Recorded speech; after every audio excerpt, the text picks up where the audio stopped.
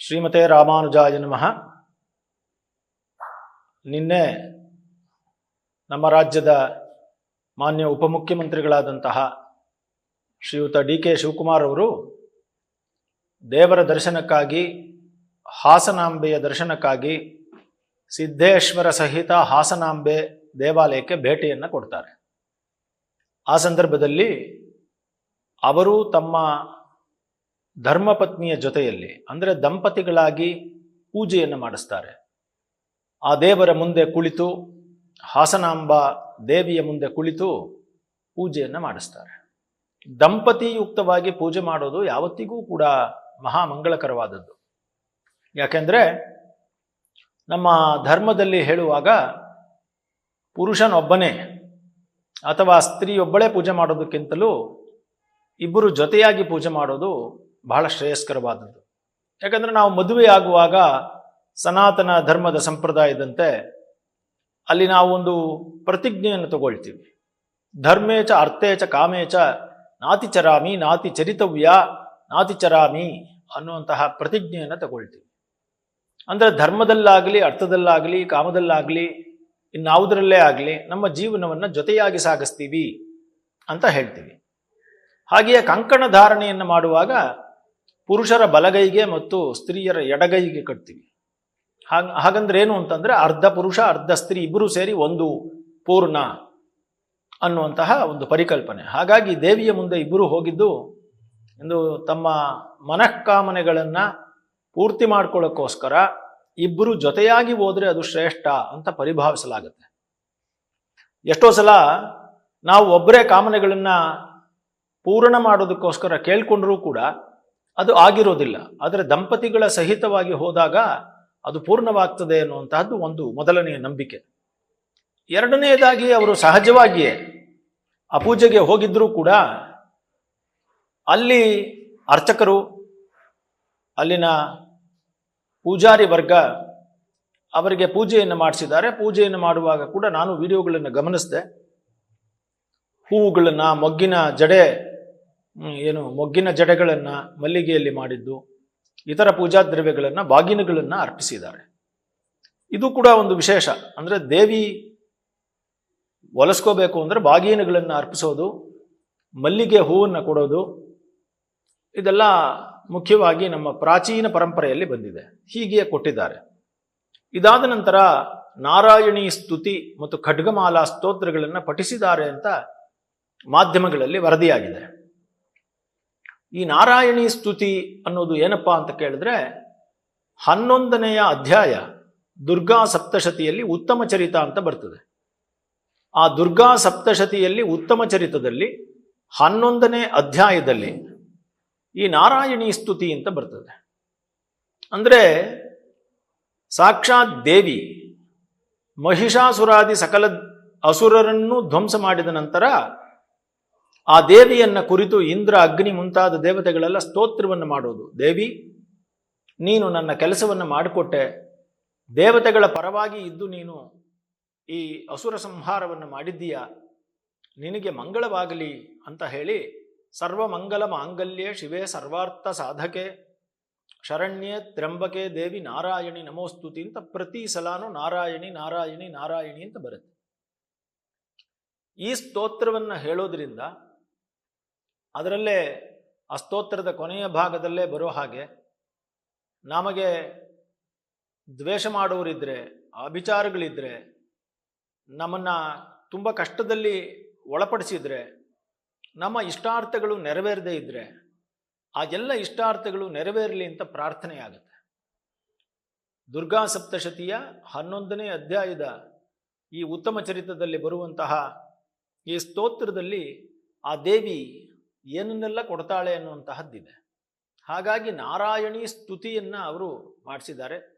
ಅದಾದ ನಂತರ ಅಲ್ಲಿ ಇನ್ನೊಂದು ಪಾಯಿಂಟ್ ಏನಪ್ಪ ಅಂದರೆ ಖಡ್ಗಮಾಲಾ ಸ್ತೋತ್ರವನ್ನು ಹೇಳ್ತಾರೆ. ಆ ಖಡ್ಗಮಾಲಾ ಸ್ತೋತ್ರವನ್ನು ಬಹಳ ಅದ್ಭುತವಾದಂತಹ ಒಂದು ಸ್ತೋತ್ರ ಅದು. ಆ ಸ್ತೋತ್ರದಲ್ಲಿ ದೇವಿ ಖಡ್ಗವನ್ನು ಕೊಡ್ತಾಳೆ. ಅಂದರೆ ಖಡ್ಗ ಅಂದರೆ ಶಾಂತಿ, ಅಧಿಕಾರ, ಆ ಬಲ ಎಲ್ಲವನ್ನು ಕೊಡ್ತಾಳೆ ಅಂತ ಬರ್ತದೆ.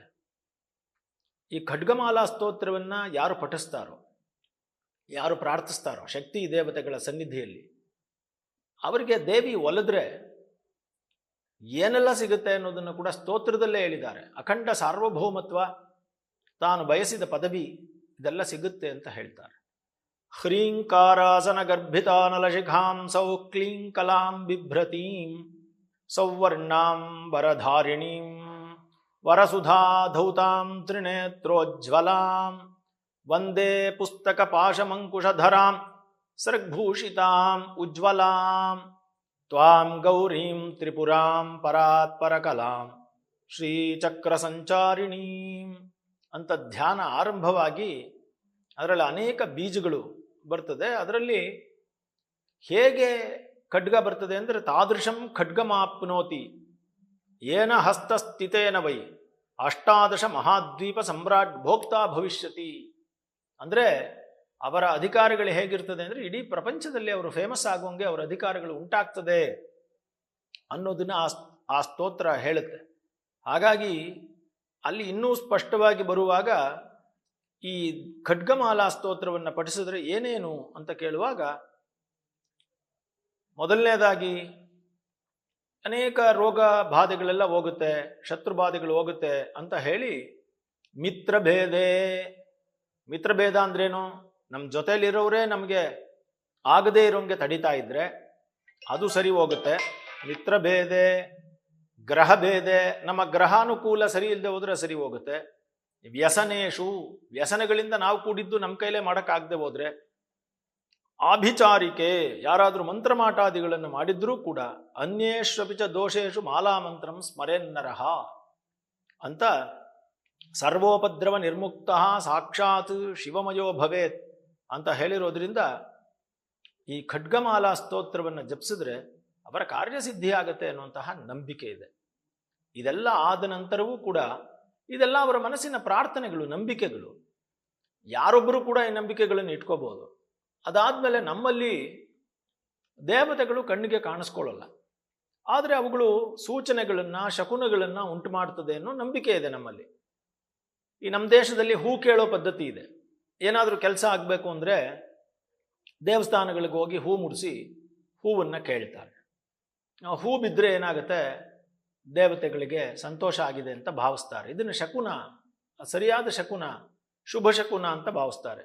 ಹಾಗೆಯೇ ಅಲ್ಲಿ ದೇವಿಯ ಸ್ತೋತ್ರ ಪೂಜೆ ಎಲ್ಲ ಆದ ನಂತರ ಒಂದು ಬಾರಿ ಅಲ್ಲ, 2 ಬಾರಿ ದೇವರ ಒಂದು ಹೂ ಆಗಿದೆ, ಪ್ರಸಾದ ಆಗಿದೆ. ಅದು ಕಮಲದ ಹೂವಿನ ಪ್ರಸಾದ ಆಗಿದೆ. ಸಾಮಾನ್ಯವಾಗಿ ಕಮಲದ ಹೂವನ್ನು ನಮ್ಮ ಭಾರತ ದೇಶದಲ್ಲಿ ಲಕ್ಷ್ಮಿಯ ಒಂದು ಹೂವು ಅಂತ ಭಾವಿಸ್ತೀವಿ, ಅತ್ಯಂತ ಪವಿತ್ರ ಅಂತ ಭಾವಿಸ್ತೀವಿ. ಎಲ್ಲ ದೇವತೆಗಳಿಗೂ ಕಮಲದ ಹೂವನ್ನು ಶ್ರೇಷ್ಠ ಅಂತ ಭಾವಿಸ್ತೀವಿ. ಅಂತಹ ಕಮಲದ ಹೂ ಬಿದ್ದಿರೋದ್ರಿಂದ ಅವರ ಮನಸ್ಸಿನಲ್ಲಿ ಏನು ಕೋರಿಕೆ ಇತ್ತೋ ಅವರು ದೇವರ ಮುಂದೆ ಇದ್ದಾಗ ಅದು ಈಡೇರುತ್ತೆ ಅನ್ನುವಂತಹ ಒಂದು ಸೂಚನೆಯಾಗಿದೆ. ಈಗ ಪ್ರಶ್ನೆ ಏನು, ಅವರು ಮುಖ್ಯಮಂತ್ರಿ ಆಗಬೇಕು ಅಂತ ಬಯಸಿದ್ರಾ, ಈ ಹೂ ಬಿದ್ದಿರೋದ್ರಿಂದ ಮುಖ್ಯಮಂತ್ರಿ ಆಗ್ತಾರಾ ಅನ್ನೋ ಪ್ರಶ್ನೆಗಳು ಬಂದರೆ ಅವರ ಮನಸ್ಸಿನಲ್ಲಿ ದೇವರ ಮುಂದೆ ಇದ್ದಾಗ ಯಾವ ಪ್ರಾರ್ಥನೆ ಇತ್ತು ಅಂತ ನಮಗೆ ಗೊತ್ತಿಲ್ಲ. ಅವರು ಏನನ್ನು ಕೇಳ್ಕೊಂಡ್ರು ಅಂತಾನೂ ಗೊತ್ತಿಲ್ಲ. ಅವರು ಅಲ್ಲಿ ಏನನ್ನು ಕೇಳಿದ್ರೋ ಅದು ದೇವರ ಸರಿಯಾದ ರೀತಿಯಲ್ಲಿ ಆಗಿರಬಹುದು, ಅನುಗ್ರಹ ಆಗಬಹುದು ಅಂತ ಅನಿಸುತ್ತೆ. ಅದು ಭಗವತಿಯ ಇಚ್ಛೆ ಮತ್ತು ಭಕ್ತನ ಇಚ್ಛೆ. ಹೀಗೆ ಆ ಹಾಸನಾಂಬೆ ಅಂದರೆ ಸಿಂಹಾಸನಾಂಬೆ, ಹಾಸನ ಅನ್ನೋದಕ್ಕೆ ಹೆಸರೇ ಹಾಗೆ, ಸಿಂಹಾಸನ ಪುರಿ ಅಂತ ಅದಕ್ಕೆ ಹೆಸರು. ಸಿಂಹಾಸನದಲ್ಲಿ ಕುಳಿತ ತಾಯಿ ಅಂತ ಹೆಸರು, ಸಿಂಹಾಸನಾಂಬೆ. ಅದನ್ನು ಹಾಸನಾಂಬೆ ಅಂತ ಕರಿತೀವಿ.